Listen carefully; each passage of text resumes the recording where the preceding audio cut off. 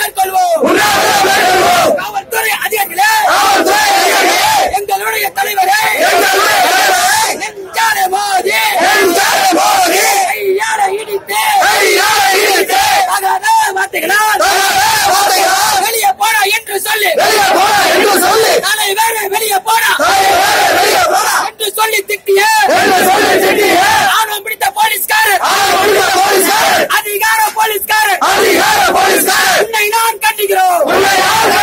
காவல்துறை நண்பர்களே, உங்களுக்காக போராடும், ஊதியத்தாக போராடும்,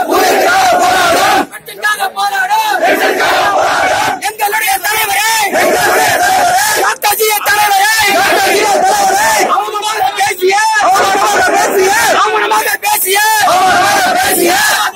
காவல்துறையை மன்னிப்புகள்